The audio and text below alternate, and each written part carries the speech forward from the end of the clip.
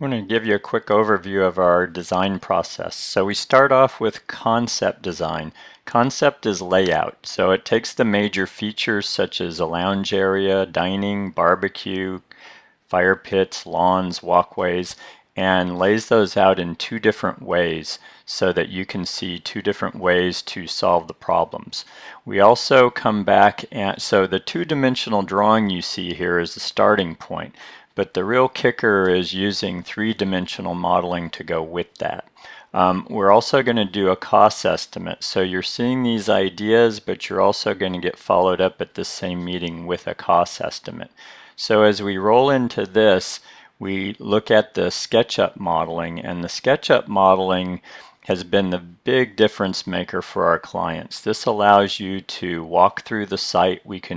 There's a number of different ways to do that with the software and see things in a three-dimensional view that was never possible before. And what we find is that our clients are having a much easier time of understanding the designs, the design ideas, and then making decisions about what they like and don't like. So this is SketchUp modeling. You can see here that this is a split level lot, which was nearly impossible to tell from this view right here where it was in plan view. So huge benefit. Here's another job where we had a swimming pool. Notice the arbor, it shows shadowing. So we had the ability to look at this in a lot of different ways. Here we weren't really getting into materials yet. We were mainly just trying to help the client understand the three-dimensional space. You can see how the house looks, and if that's relevant, we make that detail come to life as well.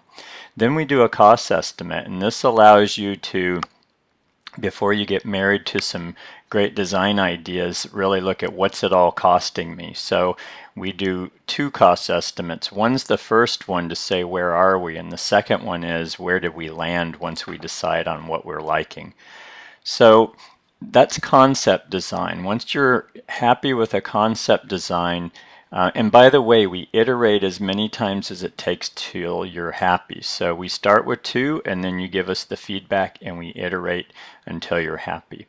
Once we have our concepts decided upon, now we move into plant design. This is one of our specialties, and if you look on my site, you'll see that there's a lot of plant information. I think that plant design really makes a space come to life and adds the beauty to an otherwise a good functioning space, but the beauty really comes to life with plant design, I feel.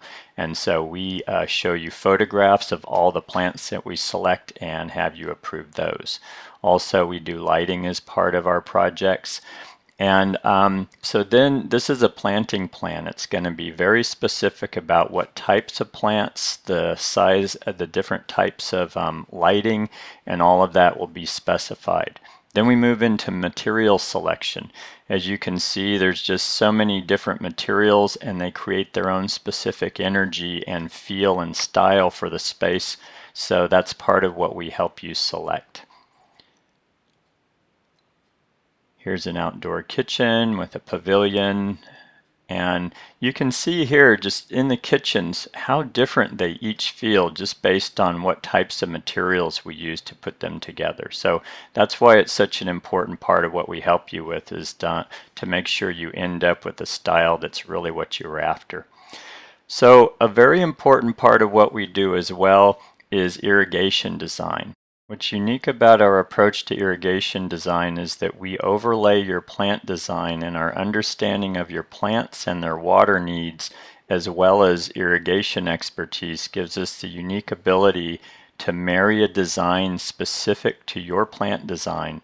And we're the only ones, to my knowledge, doing it this way, because most of the irrigation is designed by contractors in the field, and it's really not done at that level of thoughtfulness about how each of the plants, what it is they need.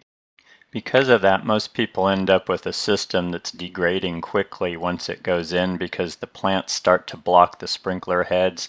The drip irrigation doesn't spread out with the root ball of a maturing plant. And so then you really have zero ability to manage your water in ways that we all need to, especially with the drought situation we have.